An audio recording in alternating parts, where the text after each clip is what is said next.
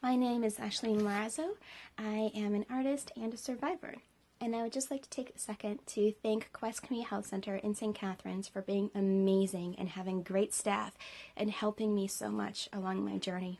It has changed my life more than I ever thought possible, and it is my deepest wish that more centers like this existed, because this society, this world, we all deserve access to proper medical care and therapy and counselors. Today I'm bringing you the things they don't tell you. I'm coming to you live from my kitchen with my phone wired to a chair and propped up by a carrot for a proper angle. These times we must all adjust. This is my 5th recording because at one point the carrot dropped. Need I say more? Now, after years of therapy, after years of suffering, mostly hidden, somewhere obvious to others, I have come to a deeper understanding of trauma. So many people hold on to the original incident or incidences as the worst thing that will ever happen to them in their lives. This is both fact and fiction.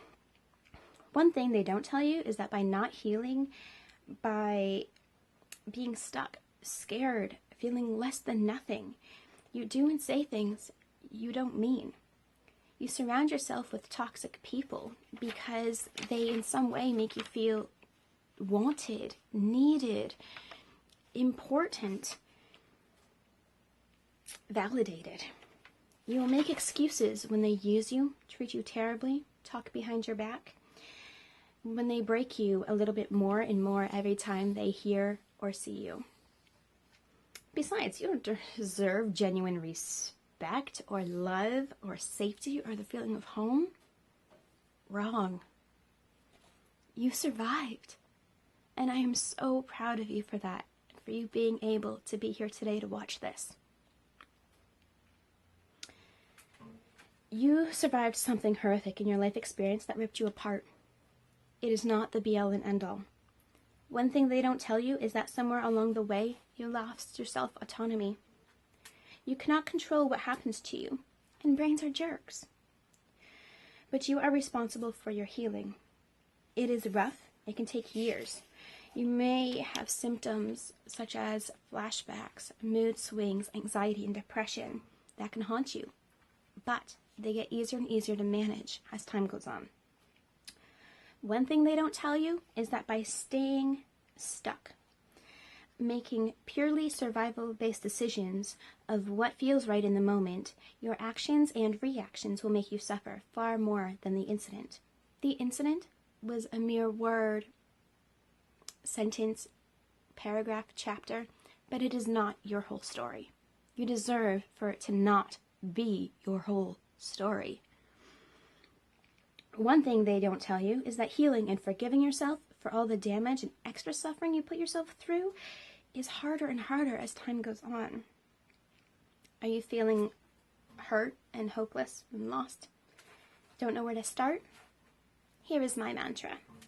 I hope you use it or find your own, because healing is a complex quest, and what works is dependent on you and your own unique life experience.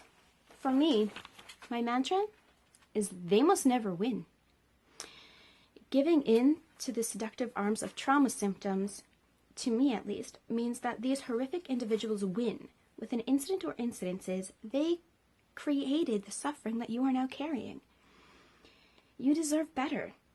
Haul yourself up, start slow, be kind to yourself. It's the hardest of all, isn't it? Wait, it's easier for us to be kind to others. So, one piece of advice. Talk to yourself as if you were talking to a friend. What advice would they give?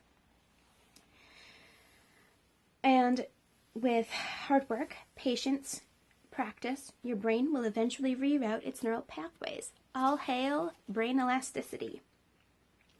And day-to-day life will get better and better. Research has shown that it takes 5 positives to outweigh 1 negative. And that is because our brains are hardwired for survival. One thing they don't tell you is those 5 things can be beautiful moments which we take for granted or are so ingrained in our routine, we don't notice them anymore. The perfect cup of coffee, a sunrise or sunset, a meal you prepared extra well, a good song or book, even a phone call with a friend. These are only examples. I encourage you to fight through the fog and attempt to find some mindfulness. With it, the simple joys and healing come easier and easier as time passes. One thing they don't tell you is that even if you finally get the courage to tell someone, chances are they will tell you not to talk about it. To keep it private because it's no one else's business. What no one tells you is believing this promotes shame. And shame leads to extra anxiety, extra depression, and extra self-sabotage. I say extra because the incident or incidences already activated all of those in you. And everything that comes after just piles up and piles up. And that can take extra time to unpack and heal from.